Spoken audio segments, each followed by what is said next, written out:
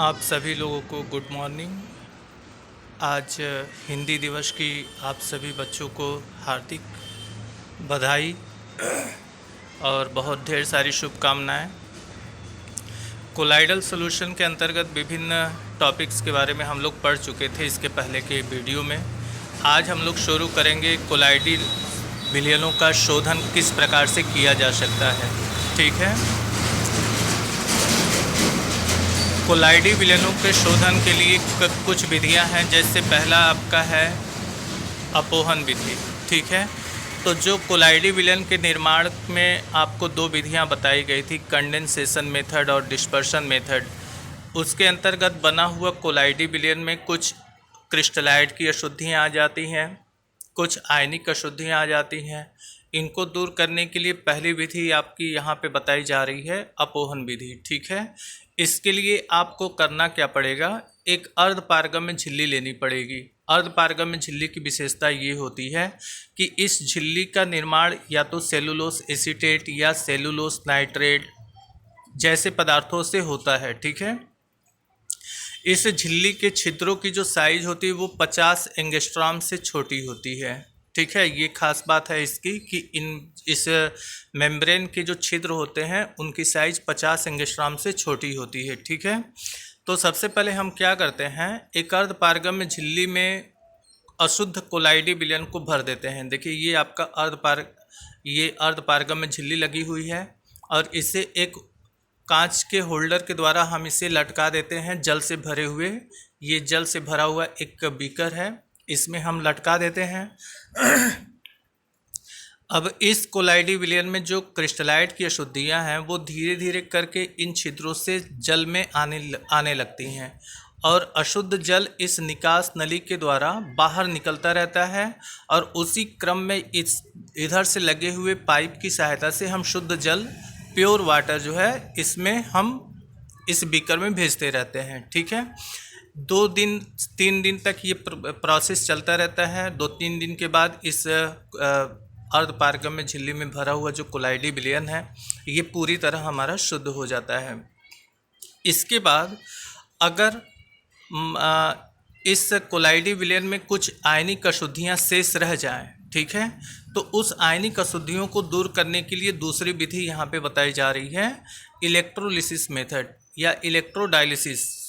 ठीक है, electrodialysis method द्वारा हम आयनिक अशुद्धियों को दूर करते हैं। इसके लिए क्या करते हैं, एक स्टील का बना हुआ एक बीकर होता है जिसको ये अर्धपारगम्य झिल्ली के द्वारा 3 भागों में बांट दिए जाते हैं।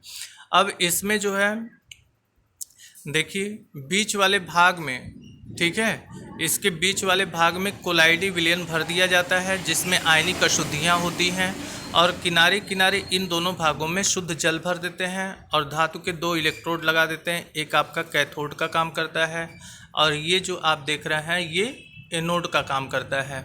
इन इलेक्ट्रोडों द्वारा जब वैद्युत विसर्जन आप कराएंगे तो जो धनावेशित आयन है वो ऋण आवेशित इलेक्ट्रोड की ओर गति करने लगते हैं और जो ऋण आवेशित आयन है वो धनावेशित इलेक्ट्रोड की ओर जाने लगते हैं। कुछ ही समय के बाद इसमें उपस्थित जो आयनिक अशुद्धियाँ हैं वो पूरी तरह दूर हो जाती हैं। तीसरा मेथड आपका आता है बाई अल्ट्रा फिल्ट्रेशन मेथड। ठीक है, अल्ट्रा फिल्ट्रेशन में क्या होता है कि अल्ट्रा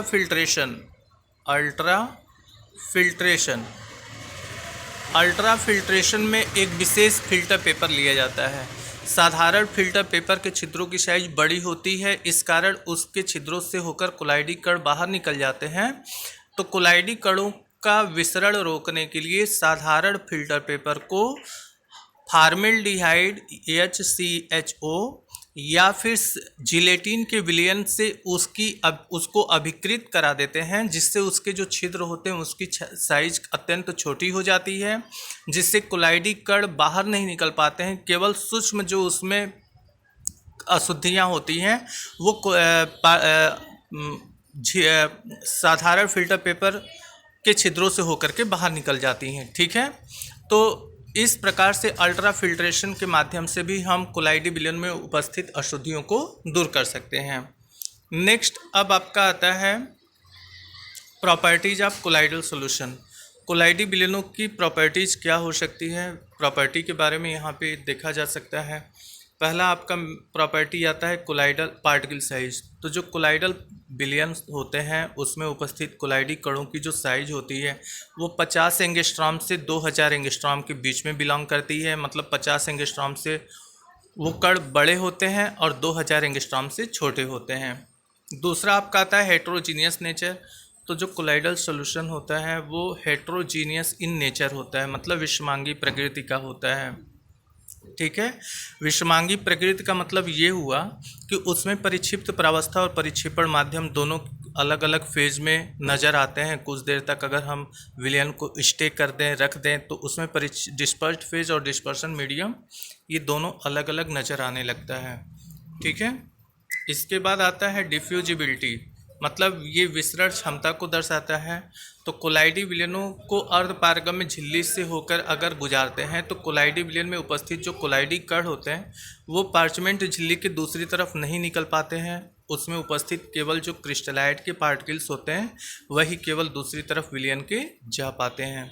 नेक्स्ट है कोलिगेटिव प्रॉपर्टी। तो कोलिगेटिव प्रॉपर्टी के अंतर्गत ये बताया जाता है कि जो पहले ये जान लो कोलिगेटिव प्रॉपर्टी होता क्या है। तो किसी भी विलयन का जो भौतिक गुण होता है वो कोलिगेटिव प्रॉपर्टी के द्वारा प्रदर्शित किया जाता है। भौतिक गुण किस चीज़ पर डिपेंड करता है? तो किसी विलयन के एकांक आयतन में उपस्थित विलेय पदार्थ के कणों की संख्या पर ही कोलिगेटिव प्रॉपर्टी डिपेंड करती है।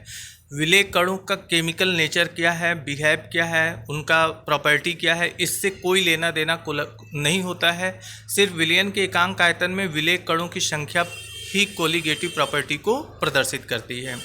ठीक है, तो जिस विलयन का कोलिगेटिव प्रॉपर्टी का मान अधिक होगा, बात समझ में आ रही है, उसका उस कोलाइडल नेचर की जो प्रॉपर्टी होगी वो अधिक होगी। ठीक है, मतलब कोलाइडल विलयन में अगर विलेय पार्टिकल्स की संख्या अधिक है तो उस कोलाइडल सॉल्यूशन के कोलिगेटिव प्रॉपर्टी का मान भी अधिक होगा। इसके अंतर्गत 4 प्रॉपर्टियां आती हैं। परासरण दाब है, वाष्प दाब अवनमन है, हिमांक अवनमन है, क्वथनांक उन्नयन है। ठीक है, तो ये कोलिगेटिव प्रॉपर्टी के बारे में बात हो गई। अब इसकी नेक्स्ट प्रॉपर्टी है टिंडल इफेक्ट। तो टिंडल इफेक्ट क्या होता है? तो ये घटना 1869 ईस्वी में टिंडल नामक वैज्ञानिक ने इस घटना की खोज की थी। इसमें दिखाया क्या गया, एक कांच के बीकर में कोलाइडी विलयन भरकर, ठीक है, इसको अंधेरे कमरे में रख करके जब इधर से प्रकाश किरणों को आपतित कराया गया तो इस विलयन में प्रकाश किरण का मार्ग इस तरह शंकुआकार बनता हुआ नजर आया। ठीक है, लेकिन यही घटना जब वास्तविक विलयन में की जाती है तो प्रकाश किरण का मार्ग नज़र नहीं आता है। जो ये शंकुआकार मार्ग आप देख रहे हैं कोलाइडी विलयन में बनता हुआ नज़र आ रहा है, यही मार्ग वास्तविक विलयनों के केस में दिखाई नहीं देता है। ठीक है, तो इस घटना की खोज टिंडल ने 1869 में कर दी, जिसके कारण इसे हम टिंडल इफेक्ट कहते हैं। अब यहाँ पे बात जो समझने वाली है वो ये कि कोलाइडी विलयन में प्रकाश किरण का मार्ग दिखाई देता है, वास्तविक विलयन में नहीं दिखाई देता है। क्या कारण हो सकता है? तो कोलाइडी विलयन में जो कोलाइडी कण होते हैं वो बड़ी साइज के होते हैं और बड़े साइज के कण जो होते हैं वो प्रकाश का प्रकीर्णन कराते हैं, जिसके कारण कोलाइडी विलयन में प्रकाश किरण का मार्ग दिखाई देने लगता है। लेकिन वास्तविक विलयन में जो क्रिस्टलाइट के कणों की साइज होती है वो अत्यंत छोटी होने के कारण छोटे साइज के कण प्रकाश किरण का प्रकीर्णन नहीं करा पाते हैं, जिससे वास्तविक विलयन में प्रकाश का मार्ग प्रदीप्त नहीं हो पाता है। ठीक है, और इसकी देखिए यहाँ पे फिगर के माध्यम से भी दिखाया गया है। नेक्स्ट प्रॉपर्टी आती है ब्राउनियन मोशन। तो ये घटना 1827 ईस्वी में रॉबर्ट ब्राउन ने इस घटना की खोज की। उसमें ये देखा गया कि जब एक अल्ट्रा माइक्रोस्कोप की सहायता से, ठीक है, एक अल्ट्रा माइक्रोस्कोप की सहायता से जब कोलाइडी विलयनों को देखा गया तो उन्होंने ये पाया कि जो कोलाइडी कण होते हैं वो कोलाइडी विलयन में निरंतर तीव्र वेग से जिगजैग मोशन करते रहते हैं। जिगजैग मतलब इधर उधर तीव्र गति से मोशन करते रहते हैं, गति करते रहते हैं। कोलाइडी विलयन में कोलाइडी कणों की इस प्रकार तीव्र गति, अनियमित ढंग से होने वाली तीव्र गति ब्राउनियन मोशन कहलाती है, ब्राउनियन गति के नाम से जानी जाती है। अब कोलाइडी विलयन में कोलाइडी कणों को ब्राउनियन मोशन देता कौन है? तो एक बात स्पष्ट है कि कोलाइडी विलयन में या तो सभी कोलाइडी कणों पर धनावेश होंगे या तो सभी कोलाइडी कणों पर ऋण आवेश होंगे। ठीक है, एक समान आवेश होता है कोलाइडी विलयन में कोलाइडी कणों पर। तो समान आवेश होने के कारण उनके बीच प्रतिकर्षण कार्य करेगा, जिसके कारण उनको एक प्रतिकर्षण के कारण भी बल प्राप्त होता है, जिससे वो गति करना शुरू कर देते हैं। दूसरा, कोलाइडी कण जो होते हैं विलयन में परिक्षेपण माध्यम के अणुओं के ऊपर अध्यारोपित होते हैं और परिक्षेपण माध्यम के उछाल बल के कारण इनको गति मिलती रहती है, जिससे ये अन्य कणों से जा करके टकराते हैं और इन टकराने के कारण बार बार टकराने के कारण इनकी दिशा निरंतर बदलती रहती है। मतलब इस प्रकार की गति ब्राउनियन मोशन के अंतर्गत आती है। ठीक है, नेक्स्ट इसमें आता है आपका चार्ज ऑन कोलाइडल पार्टिकल, कोलाइडी कणों पर वैद्युत आवेश।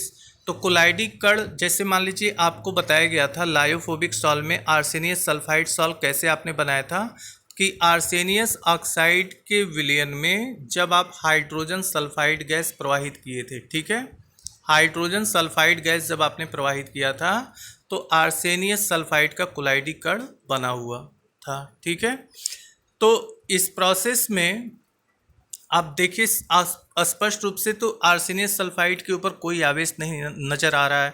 ठीक है, तो एक प्रकार से ये वैद्युत उदासीन कण नज़र आ रहा है। ठीक है, लेकिन होता क्या है, विशेष बात जान लीजिए कि कोलाइडी विलयन में जो कोलाइडी कण होते हैं वो विलयन से उन आयनों को अपने पृष्ठ पर खींचते हैं, अध्यारोपित कराते हैं, अधिशोषित कराते हैं, जो आयन कोलाइडी कण के किसी एक आयन से कॉमन मिलता जुलता हो। ठीक है, तो आर्सेनियस सल्फाइड का जो ये कोलाइडी कण है, ये मान लीजिए आर्सेनियस सल्फाइड का कोलाइडी कण है AH2S3 का। ठीक है, और ये जिस विलयन में रखा गया है वो उस विलयन में चूंकि हाइड्रोजन सल्फाइड उपस्थित है H2S, तो हाइड्रोजन सल्फाइड आयन के रूप में होगा विलयन में।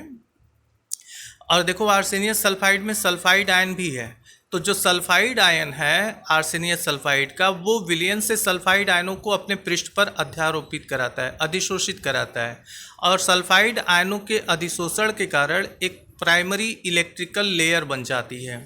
इस कोलाइडी कण के चारों तरफ सल्फाइड आयनों की एक परत सी बन जाती है, जिसको प्राइमरी इलेक्ट्रिकल लेयर के नाम से जानते हैं। ठीक है, अब विलयन में क्या बचा, हाइड्रोजन आयन। तो सल्फाइड आयनों को संतुलित करने के लिए हाइड्रोजन आयनों की द्वितीयक परत, सेकेंडरी परत इस विलयन में चारों तरफ बनती है, लेकिन हाइड्रोजन आयन की जो परत होती है वो विलयन में चारों तरफ विस्तृत रहती है। और पूरे विलयन पर पूरे नेट चार्ज की बात करें तो धनावेशों की संख्या ऋणावेशों की बराबर होने के कारण कोलाइडी विलयन वैद्युत उदासीन होता है, मतलब न्यूट्रल इन नेचर होता है। ठीक है, तो यही सिद्धांत इलेक्ट्रिकल डबल लेयर थियरी के नाम से भी जाना जाता है। मतलब कोलाइडी कणों के ऊपर आवेश का एक परत जो बन जाती है प्राइमरी इलेक्ट्रिकल लेयर के नाम से जानी जाती है। प्राइमरी इलेक्ट्रिकल लेयर को बैलेंस करने के लिए विलयन में उपस्थित विपरीत आवेशित आयन उस कोलाइडी कण के चारों तरफ एक दूसरी परत बना लेते हैं, जिसे सेकेंडरी इलेक्ट्रिकल लेयर कहते हैं। ठीक है, अब इस तरीके से आप देख सकते हो। ठीक है, कोलाइडी कणों के ऊपर जो आवेश आता है, ठीक ना, कोलाइडी कणों का जो आवेश होता है वो खुद का स्वयं का नहीं होता है, बल्कि विलयन से आयनों को अधिशोषित करा लेने के बाद उनके ऊपर जो आवेशों की प्राइमरी लेयर बनती है वही कोलाइडी कण के आवेश का कारण बनती है। अभी आपको हमने बताया आर्सेनियस सल्फाइड का कोलाइडी कण विलयन से सल्फाइड आयनों को अपनी पृष्ठ पर अधिशोषित करा लेता है। ऐसे देखिए, ऐसे अधिशोषित करा रहा है, तो जो कोलाइडी कण हुआ वो क्या हम मान लेंगे फिर ऋण आवेशित। ठीक है, और विलयन में चारों तरफ ऐसे धन आयनों की यानी हाइड्रोजन आयनों की जो परत बन जा रही है ऐसे, ये आपका सेकेंडरी इलेक्ट्रिकल लेयर हो गया आपका। और सेकेंडरी लेयर बनते ही कोलाइडी विलयन तो वैद्युत उदासीन हो जाता है, मगर कोलाइडी कण जो होगा वो या तो ऋणावेशित हो जाता है, अगर यही धनायनों को अगर अधिशोषित कराते तो कोलाइडी कण धनावेशित हो जाता है। ठीक है, तो ये इलेक्ट्रिकल डबल लेयर थियरी के अंतर्गत ये कॉन्सेप्ट आपका आता है। अच्छा, इसको लिखते कैसे हैं, तो जैसे मान लीजिए आर्सेनियस सल्फाइड का कोलाइडी कण है तो इसको बड़े ब्रैकेट में आप ऐसे लिख सकते हो, ठीक है। इसके बाद प्राइमरी लेयर किसका बना था? सल्फाइड आयनों का बना था। सेकेंडरी लेयर किसका बना था? प्रोटॉनों का बना था। ठीक है, तो ये आपका लिखने का तरीका हो गया कोलाइडी विलयन को। ठीक है, बड़े ब्रैकेट के जस्ट बाहर जो ये आयन आप देख रहे हैं ये प्राइमरी इलेक्ट्रिकल लेयर बनाते हैं। प्राइमरी इलेक्ट्रिकल लेयर बनाने वाले आयन ही कोलाइडी कण के आवेश का कारण बनते हैं, और सेकेंडरी लेयर बनाने वाले जो आयन हैं वो कोलाइडी विलयन को उदासीन करने का कारण बनते हैं। इसी तरह फेरिक हाइड्रोक्साइड का जो कोलाइडी कण है, ठीक है, फेरिक हाइड्रोक्साइड का जो कोलाइडी कण होता है वो धनावेशित होता है। ठीक ना? क्यों? क्योंकि ये जो फेरिक हाइड्रोक्साइड का कोलाइडी कण है ये विलयन से फेरिक आयनों को अपने पृष्ठ पर अध्यारोपित कराता है। ठीक है, अपने पृष्ठ पर फेरिक आयनों को क्या करता है? अधिशोषित करा लेता है, जिससे फेरिक हाइड्रोक्साइड का जो कोलाइडी कण है वो आपका धनावेशित हो जाता है। बात समझ में आया? अब नेक्स्ट टॉपिक आता है इलेक्ट्रोफोरेसिस, वैद्युत कण संचलन। इसको ऐसे समझिए जैसे आप एक यू आकार की कांच की नली ले लीजिए, इसमें आप कोलाइडी विलयन आप भर दीजिए। ठीक है, और दोनों सिरों पर धातु के 2 इलेक्ट्रोड आप लगा दीजिए, एक आपका कैथोड हो जाएगा, एक आपका एनोड हो जाएगा। ठीक है, एक एनोड हो गया। तो अब इलेक्ट्रोडों के द्वारा जब आप वैद्युत विसर्जन कराएंगे तो ये जो कोलाइडी विलयन में कोलाइडी कण होंगे या तो धनावेशित होंगे या फिर सभी कण क्या होंगे? ऋणावेशित होंगे। अगर धनावेशित कण हैं तो इनकी गति होगी किधर की तरफ? ऋणावेशित प्लेट की तरफ।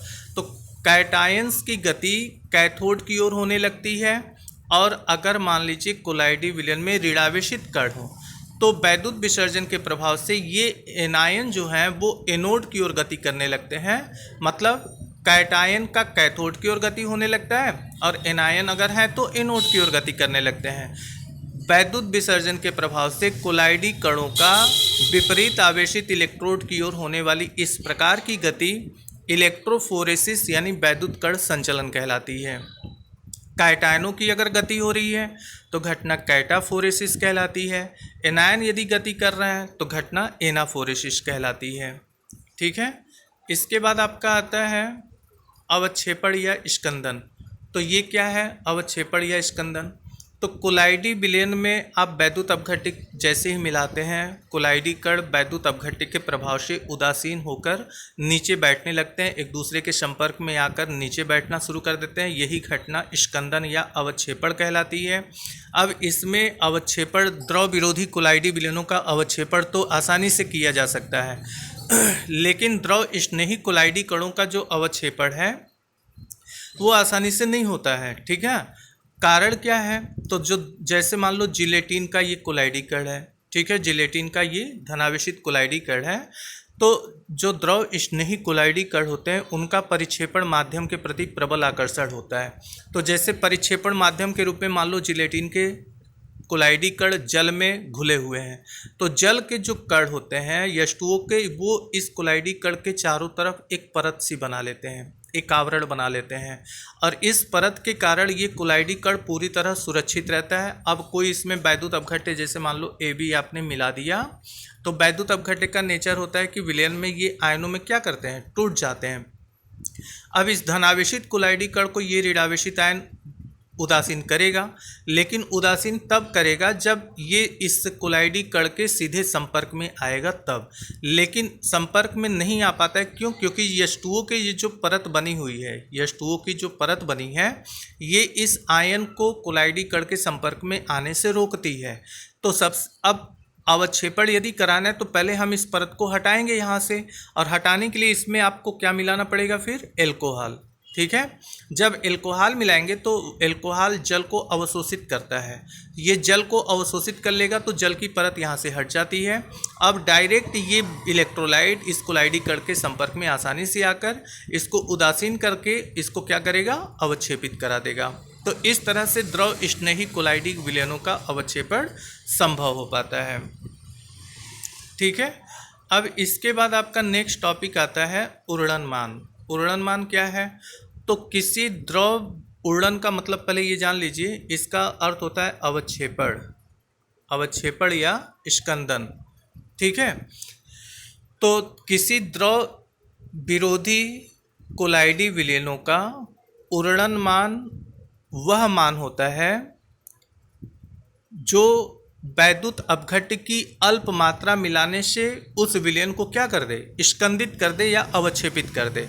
यानी किसी द्रव विरोधी कोलाइडी विलयन को अवक्षेपित करने के लिए उसमें वैद्युत अपघट्य की मिलाई गई न्यूनतम मात्रा मिलीमोल प्रति लीटर में, न्यूनतम मात्रा जो आप वैद्युत अपघट्य की मिलाएंगे वही न्यूनतम मात्रा क्या कहलाएगी, उस कोलाइडी विलयन का उर्णन मान कहलाएगी, फ्लक्कुलेशन वैल्यू कहलाएगी। मतलब ये जो मान है ये मिली मोल प्रति लीटर में होता है, मिली मोल प्रति लीटर में। मतलब 1 लीटर कोलाइडी विलयन है तो उसमें वैद्युत अपघट्य की कितनी मिली मोल मात्रा मिला दें कि उस वैद्युत अपघट्य का उस कोलाइडी विलयन का स्कंदन हो जाए, अवक्षेपण हो जाए। तो जितनी न्यूनतम मात्रा मिलाने से अवक्षेपण हो रहा है वैद्युत अपघट्य की, वो न्यूनतम मात्रा उस कोलाइडी विलयन का उर्णन मान कहलाती है। ठीक है। नेक्स्ट आता है प्रोटेक्शन। प्रोटेक्शन का मतलब ये है रक्षण, इसको हिंदी में कहते हैं। तो द्रव विरोधी कोलाइडी विलयनों का अवक्षेपण तो बहुत शीघ्रता से हो जाता है, लेकिन द्रव स्नेही कोलाइडी विलयनों का अवक्षेपण नहीं हो पाता है। हमें द्रव विरोधी कोलाइडी विलयनों के अवक्षेपण को रोकना है, तो करेंगे क्या, द्रव विरोधी कोलाइडी विलयन के अवक्षेपण, जैसे ये आप मान लीजिए द्रव विरोधी कोलाइडी विलयन है, इसमें वैद्युत अपघट्य यदि आप मान लो AB जब मिलाते हो तो इसका अवक्षेपण हो जाता है। ठीक है। लेकिन AB मिलाने से पहले इसमें आप मिला दीजिए क्या, द्रव स्नेही सॉल, ठीक ना, लायोफिलिक सॉल अगर आप इसमें मिला देते हैं उसके बाद वैद्युत अपघट्य आप मिलाते हैं तो द्रव विरोधी कोलाइडी विलयनों का अवक्षेपण रुक जाता है। द्रव स्नेही कोलाइडी विलयनों की उपस्थिति से वैद्युत अपघट्य के द्वारा द्रव विरोधी कोलाइडी विलयनों के अवक्षेपण का रुक जाना, यही घटना प्रोटेक्शन कहलाती है। अच्छा, ये रोकते कैसे हैं, इसका मैकेनिज्म समझ लो। तो जैसे आप द्रव विरोधी कोलाइडी कण मान लो, इसमें धनावेशित द्रव, ये द्रव विरोधी कोलाइडी कण है। जब इसमें आप द्रव स्नेही कोलाइडी विलयन मिलाते हैं तो द्रव स्नेही कोलाइडी विलयन के कण इस द्रव विरोधी कोलाइडी कण को चारों ओर से घेर लेते हैं। ठीक है, एक परत सी बन जाती है द्रव स्नेही, ये द्रव स्नेही यानी लायोफिलिक सॉल के पार्टिकल्स का ये एक परत बन जाता है। अब इसमें वैद्युत अपघट्य आप AB मिलाइए तो AB का विपरीत आयन इसके संपर्क में नहीं आ पाता है, जिसके कारण इसका अवक्षेपण रुक जाता है और यही घटना प्रोटेक्शन कहलाती है। ठीक है।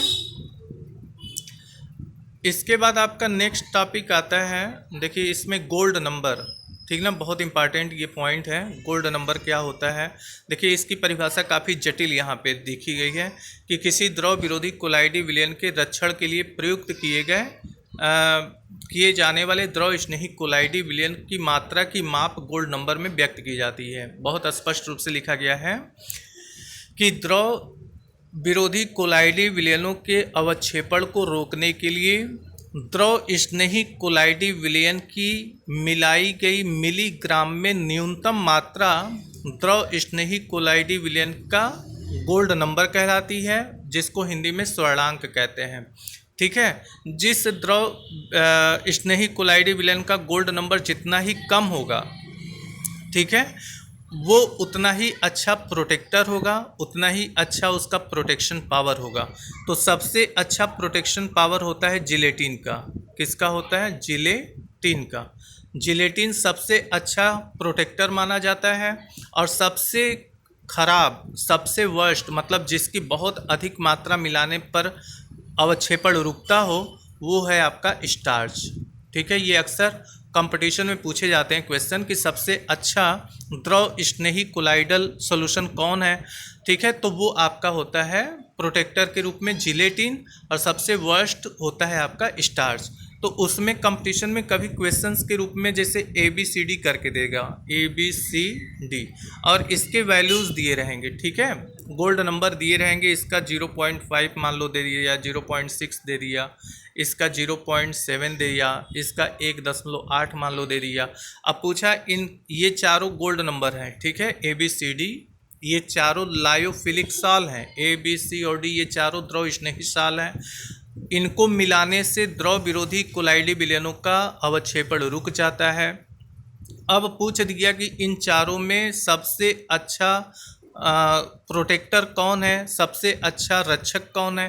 तो सबसे कम देखिए किसका मान है, ए का मान है। तो ये ए जो लायोफिलिक साल होगा इसका प्रोटेक्शन पावर सबसे अधिक होगा। फिर इसका जो रक्षण होगा, रक्षण शक्ति जो होगी ए की, वो सबसे अच्छी होगी, सबसे ज़्यादा होगी, क्योंकि इतनी अल्प मात्रा से ही प्रोटेक्शन रुक जाता है। वहीं डी का 1.8 मिलीग्राम जब आप मिलाएंगे तब जाकर के प्रोटेक्शन को ये रोक पाता है, अवक्षेपण को रोक पाता है। ठीक है, तो इस तरीके से आप कर सकते हो एग्जाम के प्रॉब्लम्स को सॉल्व। ठीक है, देखिए यहाँ पे लिखा भी है जिलेटिन सबसे अच्छा प्रोटेक्टिव कोलाइड होता है, जबकि स्टार्च जो होता है सबसे वर्स्ट प्रोटेक्टिव कोलाइड होता है। और प्रोटेक्शन पावर जो होता है, देखो ये रिलेशन आपको बताया गया है कि जो प्रोटेक्टिव पावर होता है मतलब रक्षण शक्ति जो होती है वो 1/, गोल्ड नंबर के रिलेशन में होती है। मतलब गोल्ड नंबर जितना ज़्यादा होगा प्रोटेक्शन पावर उतना कम होगा, गोल्ड नंबर जितना कम होगा प्रोटेक्शन पावर उसका उतना ही अधिक होगा। तो ये रहा कोलाइडल सॉल्यूशन के प्योरिफिकेशन और उसके प्रॉपर्टीज से संबंधित वीडियोज। इसके आगे नए प्रकार के कोलाइडल सॉल्यूशन जिसको इमल्सन कहते हैं और भी तमाम चीज़ें हैं उस पर आधारित जो अनुप्रयोग हैं उनको आपको बताया जाएगा। आज के लिए बस इतना ही।